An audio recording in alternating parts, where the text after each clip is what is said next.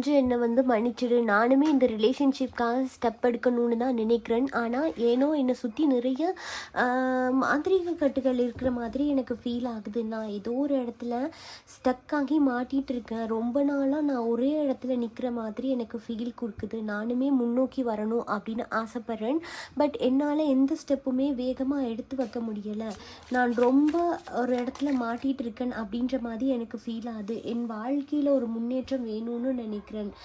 அது உன் கூட இருந்தால் தான் அந்த சந்தோஷமான தருணங்கள் எனக்கு மீண்டும் வேண்டும் அப்படின்னு நினைக்கிறேன். ஆனால் என்னால் இழந்த ஒரு சில விஷயத்த திரும்பவுமே மீட்டுக்கொள்ள முடியலை. எனக்கு இன்னுமே மனவலி இருக்குது. உன்னை விட்டுட்டு வந்ததுனால தான் நான் இவ்வளோ பெரிய கஷ்டத்துக்குள்ளே ஆளாகியிருக்கேன் அப்படின்றது என்னால் உணர முடியுது. நீ எனக்காக காத்துட்ருக்க அப்படின்றத. ஆனால் என்னால் அதுக்கேற்ற மாதிரி தகுந்த ஸ்டெப் எடுக்க முடியாமல் இருக்குது. அதுக்கான காரணம் என்னை சுற்றி இருக்கக்கூடிய நபர்களாக கூட இருக்கலாம். ஏதோ ஒரு விதத்தில் நான் தனிமைப்படுத்தப்பட்டிருக்கேன் அப்படின்ற மாதிரி எனக்கு உணர்வு இருக்குது. அது மட்டும் இல்லாமல் நான் சில விஷயங்களை யோசித்து முடிவெடுத்திருக்கலாம் அப்படின்னும் தோணுது. வார்த்தைகள் விடும்போது பார்த்து விட்டுருக்கலாம் அப்படின்னும் தோணுது. ஆனால் அகெயின் இந்த ரிலேஷன்ஷிப்குள்ளே வரக்கூடிய சாத்தியக்கூறுகள் இருக்குமா அப்படின்றது எனக்கு தெரியலை. ஆனால் ரிலேஷன்ஷிப் பார்க்கும்போது நடந்து முடிஞ்ச விஷயங்கள், இதில் நிறைய உன்னை ஹர்ட் பண்ணியிருக்கேன் அப்படின்றதுனாலேயே இப்போ என்னால் சரியான ஸ்டெப் இதுக்கு எடுத்து வைக்க முடியலை. ஸோ டக்குன்னு ஸ்டெப் எடுத்து வைக்கிறதுக்கு ரொம்பவே பயம் தரக்கூடிய மாதிரி இருக்குது என்னுடைய மனதை பொறுத்தளவில்.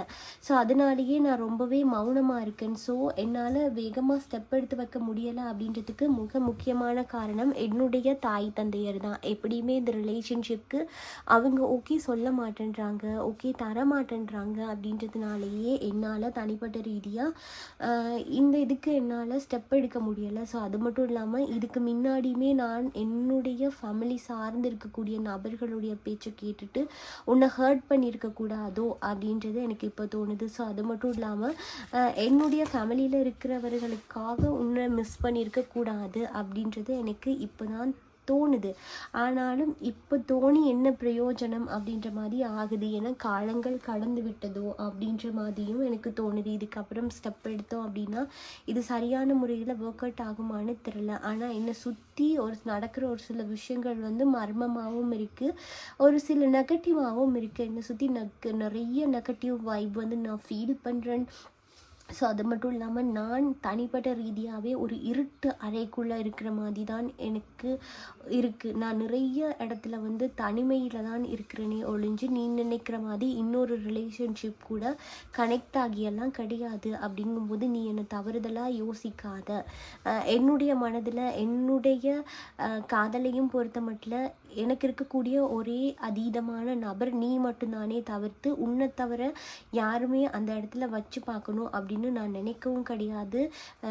இப்போ பிரிஞ்சிருக்க தருணத்துல கூட நான் உன்னை பற்றியும் இந்த ரிலேஷன்ஷிப்பில் நடந்த ஒரு சில கோரமான விஷயங்களை பற்றியும் தான் அதிகமாக யோசிக்கிறேனே தவிர்த்து அந்த இடத்துல இன்னொரு நபரை எடுத்துகிட்டு வந்து வைக்கணும் அல்லது என்னுடைய குடும்பத்துக்குள்ளே இன்னொரு நபரை நான் எடுத்துகிட்டு வந்து வைக்கணும் அப்படின்ற எண்ணம் எனக்கு கிடையாது. ஆனால் என்னுடைய குடும்பத்தார் சில விஷயங்களில் என்ன ட்ரிகர் பண்ண தான் செய்கிறாங்க. இன்னொரு திருமணம் பண்ணிக்கொள்ள சொல்லி, இந்த ரிலேஷன்ஷிப்பில் யோசிச்சு கொண்டே இருக்க வேண்டாம், இதிலேருந்து வெளியில் வர சொல்லி ட்ரிகர் பண்ண தான் செய்கிறாங்க.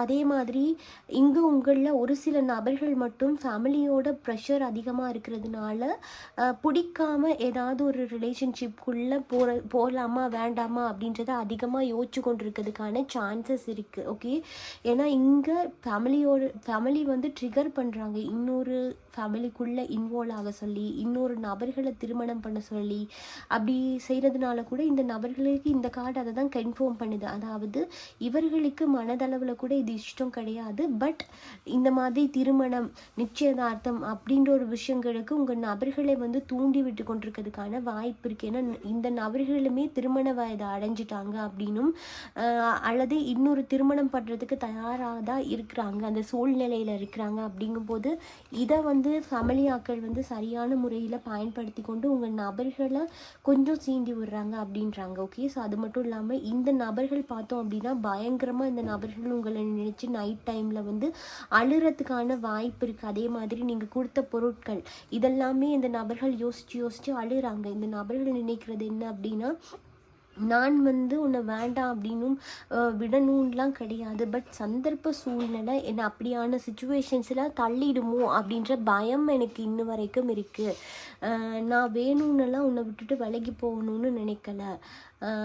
ஆனால் சுச்சுவேஷன் எப்படி இருக்குன்னா அப்படியான சூழ்நிலைகளுக்கு வந்து தள்ளப்படுது. அப்படிங்கும்போது இந்த நபர்கள் அந்த மாதிரி சுச்சுவேஷன்ஸை வந்து அக்செப்ட் பண்ணி கொள்கிறாங்க அப்படின்ற மாதிரியான விஷயங்களை டிவைன் சொல்கிறாங்க. நிறைய விஷயத்தில் வந்து ஒரு கோழை மாதிரி நடந்து கொண்டிருக்கேன்னு ஒரு சிலரோட பேச்சை கேட்டுட்டு கோழைத்தனமான முடிவுகளை எடுத்திருக்கேன். அதுவே என்னுடைய லைஃப்பை நிறைய இடத்துல வந்து சிதைச்சிருக்கு, நிறைய இடத்துல வந்து உடைச்சி தகர்த்திருக்கு.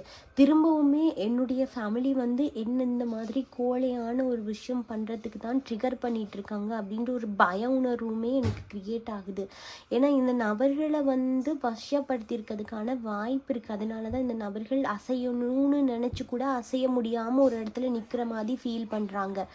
அதே மாதிரி இந்த நபர்கள் இந்த இடத்துல பார்த்தோன்னா உடல் ரீதியாகவோ மன ரீதியாகவோ ஏதாவது ஒரு விஷயங்களுக்கு வந்து அடிக்ட் ஆகியிருக்கலாம். ஸோ அடிக்ட் ஆகிட்டு இருக்காங்க. அப்படிங்கும்போது இந்த நபர்கள் கோழைத்தனமான விஷயங்கள் பண்ணுறதுக்கு தூண்டப்பட்டிருக்கிறார்கள் அப்படின்ற மாதிரி இருக்குது. அதே மாதிரி இங்கே ஒரு சிலரோட இது பார்க்கும்போது இந்த ஃபேமிலி அப்படின்ற ஒரு விஷயந்தான் இந்த இடத்துல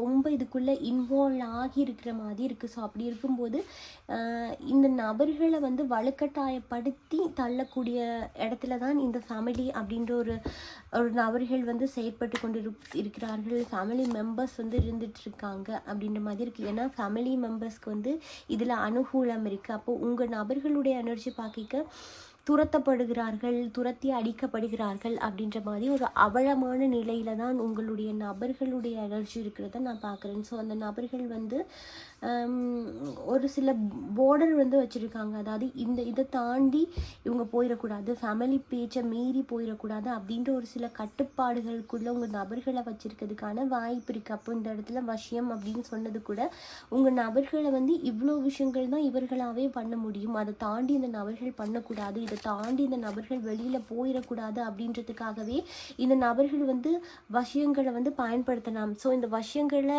பயன்படுத்தி எவ்வளோ நாட்கள் ஆகுது அப்படின்னு பார்த்தா இது ரொம்ப நாள் ஆகிற மாதிரி தெரியல. எனக்கு தெரிஞ்சு ஒரு 2 வீக் முன்னாடி தான் பயன்படுத்தியிருக்கிறதுக்கான வாய்ப்பு இருக்குது. ஏன்னா இங்கே புதுசாக திரும்பவுமே ஒரு 2 வீக்கு முன்னாடியான விஷயங்களை வந்து பயன்படுத்தியிருக்கலாம். ஏன்னா இவங்க என்ன சொல்கிறாங்கன்னா மறைக்கப்பட்ட விஷயங்கள் அப்படின்னும் பின்னாடி நடக்கக்கூடிய விஷயங்களையும் காட்டக்கூடிய ஒரு ஏஞ்சல் தான் இவங்க. ஸோ இவங்க என்ன சொல்கிறாங்க அப்படின்னா இது நடந்து ஒரு 2 வீக்காக இருக்கலாம். ஸோ அப்படி பார்க்க இந்த நபர்களுக்கு இந்த மாதிரி திருமண பேச்சுவார்த்தைகள் அல்லது இல்லை இன்னொரு நபர்களோட திடீர் திருமணம் அப்படிங்கிற மாதிரியான சூழ்நிலைக்கு வந்து இந்த நபர்கள் வந்து தள்ளப்படுகிறார்கள். ஏன்னா இவர்களுடைய தொலைநோக்கு பார்வை எவ்வளோதான் இந்த நபர்கள் முன்னோக்கி பார்க்கணும் அப்படின்னு ஆசைப்பட்டாலுமே இவர்களுடைய கண்களுக்கு எதுவுமே புலப்படுதில்லை உங்களை பற்றின விஷயங்கள். இந்த நபர்கள் சோஷியல் மீடியாவில் அல்லது இந்த நபர்கள் சுற்றி இருக்க இடத்துலலாம் உங்களை பற்றி கேட்குறாங்க, இருந்தாலுமே எந்த இடத்துலையுமே உங்களை பற்றின தகவல் வந்து இந்த நபர்களுக்கு கிடைக்குதில்ல. அதே மாதிரி நீங்கள் கொடுக்குற தகவல்களுமே அந்த நபர்கள்கிட்ட போய் சேருதில்ல. அவர்களை பொறுத்து இருக்கக்கூடிய விஷயம் என்ன அப்படின்னா நீங்களும் அந்த நபர்களும் ஒன்றா கிடையாது, இப்போ இந்த நபர்களை விட்டு நீங்கள் பிரிஞ்சு வந்துட்டீங்க அப்படின்ற ஒரு உணர்வுகள் மட்டும்தான் இந்த ரிலேஷன்ஷிப்பில் இப்போதைக்கு இருக்குது. அப்படி பார்க்க இந்த இடத்துல விட்டுட்டு போனது நீயாக தான் இருக்கு, உனக்காக தான் நான் காத்துட்ருக்கேன், அழுதுட்ருக்கேன், பட் உன்னுடைய காதுகளுக்கு என்னுடைய அவலங்கள் வந்து கேட்குதில்ல அப்படின்ற மாதிரி இருக்குது. அதே மாதிரி இந்த நபர்கள் இன்னொரு திருமண வாழ்க்கைக்குள்ளே இணைகிறதும் மகிழ்ச்சியோடு போகிறாங்களா அப்படின்னா மகிழ்ச்சி அற்று தான் போகிறாங்க, உயிரற்ற ஒரு பிணமாக போகிறதுக்கான வாய்ப்புகள் இருக்குது. ஏன்னா இந்த நபர்களுடைய எனர்ஜி பார்த்தோன்னா டோட்டலி அந்த எனர்ஜி வைப் இருக்கான்னு கேட்டால் கிடையாது, எனர்ஜி வைப்பே சுத்தமாக கிடையாது. அப்படி இருக்கும்போது இந்த நபர்கள் அதிலிருந்து காப்பாற்றுறதுக்கு நீங்கள் வருவீங்களா, மீண்டுமே ரியூனியன் ஆகிறதுக்கான பாசிபிள் இருக்கா அப்படின்னு அதிகமாக யோசிச்சு கொண்டிருக்காங்க. ஆனால் அதுவே யோசிச்சு கொண்டிருக்கும் போதே இந்த நபர்களுக்கு அங்காலையும் ஃபேமிலி சார்ந்து இந்த மாதிரி கமிட்மெண்ட் தரக்கூடிய விஷயங்களுமே நடந்து கொண்டு தான் இருக்குது அப்படின்ற மாதிரி டிவைன் இங்கே வந்து சொல்கிறாங்க. ஓகே, ஸோ இந்த ரீடிங்கில் உங்கள் நபர்களுக்கு நடக்கக்கூடிய வஞ்சகமான விஷயங்கள் என்ன இந்த செகண்ட், அதாவது லைவ் எனர்ஜியில் உங்களுக்கு தெரிஞ்சிருக்கும் என்று நினைக்கிறேன். ஸோ இந்த ரீடிங்கில் நீங்கள் மேலே மேலதிகமான தகவல்களை பெற்றுக்கொண்டிருப்பீங்கன்னு நினைக்கிறேன். பெற்றுக்கொண்டிருந்தீங்க அப்படின்னா கமெண்ட்டில் உங்களுடைய எண்ணங்களை வந்து பதிவிடுங்க. பிரபஞ்ச மொழியில் வந்து இனிமேல் 2 வீடியோஸ் வந்து அப்லோட் ஆகும் டெய்லி. ஸோ ஒன்று பகலும் இன்னொன்று ஈவினிங்குமே அப்லோட் ஆகும். ஸோ தொடர்ந்துமே இணைஞ்சிருங்க பிரபஞ்ச மொழியோட. ஸோ இதே போல் ரீடிங்கில் நான் இன்னும் ஒரு ரீடிங்கில் உங்களை சந்திக்கிறேன். பாய், டேக் கேர்.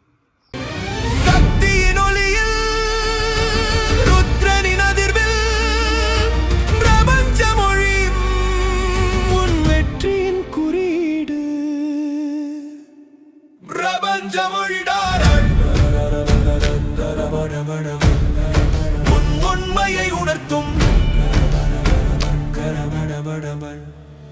பிரபஞ்ச மொழிடா.